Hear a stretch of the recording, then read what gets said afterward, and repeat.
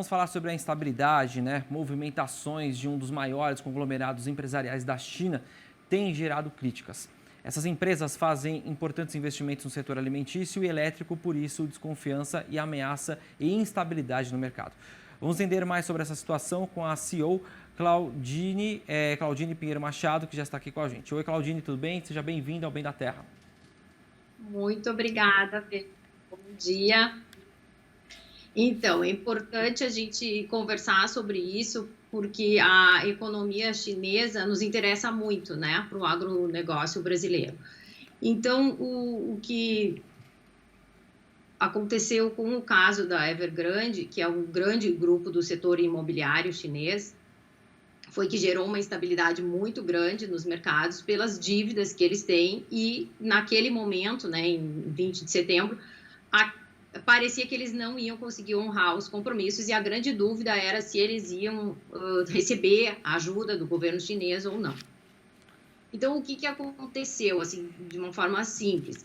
Eles conseguiram ajuda, até o final de outubro, eles conseguiram honrar os compromissos que tinham para aquele momento, né? Agora, o que para nós aqui importa é o tamanho do problema. Por quê? Porque o setor imobiliário digamos assim, a base para o crescimento chinês. Então, eles estavam desenvolvendo muito. Acho que em julho desse ano, o governo implantou umas novas medidas para tentar restringir o poder desses conglomerados econômicos no setor imobiliário. E muitas empresas, a maioria delas, a grande maioria delas, não conseguem se enquadrar essas novas regras. E a primeira que deu o problema foi a Evergrande, que ela estava muito endividada, tanto lá na China quanto fora, né, nos mercados internacionais. Então, o que isso acarreta?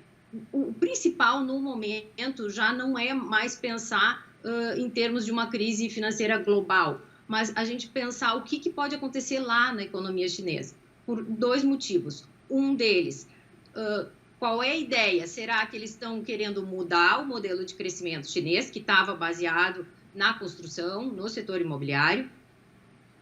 Ou eles, a partir dessa restrição, o que pode acontecer daí com essa mudança? Né? Como que eles vão reagir a uma mudança dessas? Por quê? Importa sim para nós se a China está crescendo menos do que antes. E é o que está acontecendo. As previsões são uma redução do crescimento econômico na China. É E importante, rapidamente, pode falar. não, outra questão, né? A gente sabe que também que a China, né, tem trabalhado muito na questão da moeda digital, né? E a gente sabe que no ano que vem, durante os Jogos de Inverno, a China pretende aí, por meio disso, fazer incentivos para tentar resgatar essa questão das pessoas que foram, a população, né? Parte da população que foi atingida pela crise, né? De que forma fica a questão do câmbio, a questão do setor, porque fora esse problema com o setor imobiliário, né, por conta da Evergrande, tem também essa questão do ano que vem. Então, esse cenário de incertezas fomenta ainda mais para uma questão que está por vir, né? Como é que vocês estão avaliando isso? De que forma o mercado está acompanhando essa questão? A questão é exatamente isso. O problema no câmbio vai dar por causa do setor imobiliário, que aonde tiver o problema grande, não só com essa empresa, mas com a grande maioria delas, eles vão ter a moeda, o yuan, enfraquecido perante o dólar. Nesse momento, o que acontece? Na hora que o câmbio tá desfavorável para eles, o produto brasileiro que chega lá fica mais caro. Exatamente. Então, além disso, nós temos um outro problema. Se tem uma crise interna na China, nós temos que as famílias chinesas vão ter que reduzir o consumo. Então, é um Exatamente essa outro questão. problema ainda que agrava a situação. Então, agora é o momento da gente ficar super alerta e começar já a pensar num plano B para quem vende muito para a China. Por quê? Porque a gente pode sim ter problemas de uma retração no consumo interno da China, só que para a gente significa muito. Então, assim, a gente não dá para pensar assim, não, mas é um problema lá da economia deles. É um problema lá que afeta muito a gente, mesmo que não seja um problema global.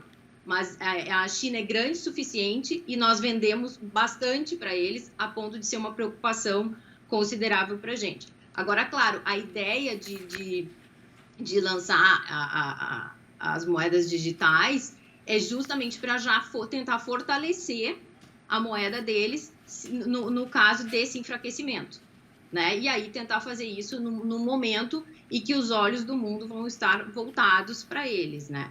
E a partir disso, se eles vão conseguir negociar bastante coisa com moeda digital.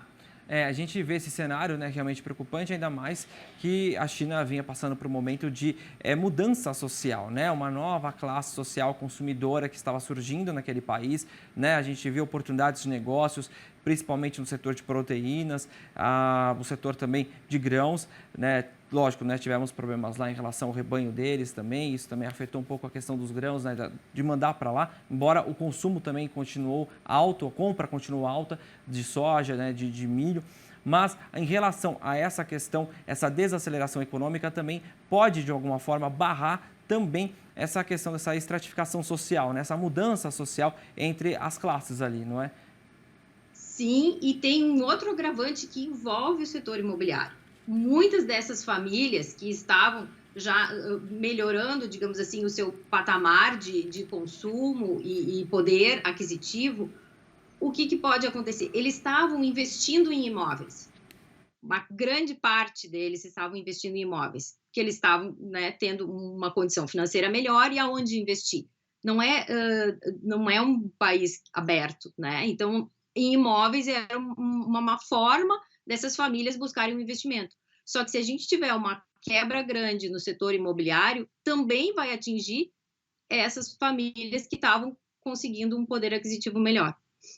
A estratégia também seria agora, no caso dos nossos produtores, também procurar seguros e também diversificar mercados para não ter aí uma surpresa a curto prazo, podemos até dizer isso, Exato. né? Exatamente, é o que nós temos recomendado. Posições de hedge e seguros, né? E a busca de novos mercados. Inclusive porque a gente já pode se preparar que lá por março, abril, tem novos títulos vencendo só da Evergrande, nós estamos falando só de uma empresa, só que isso pode acontecer no setor inteiro lá na China. Em março e abril, nós temos, antes disso, a gente já tem que ficar atento que eles têm mais títulos vencendo. E não se sabe ainda como vai ser para honrar esses pagamentos. Então, o sinal é de alerta e de se preparar justamente com essas estratégias. Hedge, seguros e mercados alternativos. Exatamente. Vamos então acompanhar essa história de perto. Obviamente, o mercado está mais acompanhando ainda essa questão e a gente vai acompanhando e mostrando as atualizações. Você sempre está de portas abertas para trazer aqui essas análises de vocês e ver como é que está, como anda, né, em 2022 essa situação e como é que fica este calote lá na China, de que forma isso vai impactar o nosso setor aqui. Muito obrigado pela sua participação. Um excelente dia. Ok, obrigada. Até mais.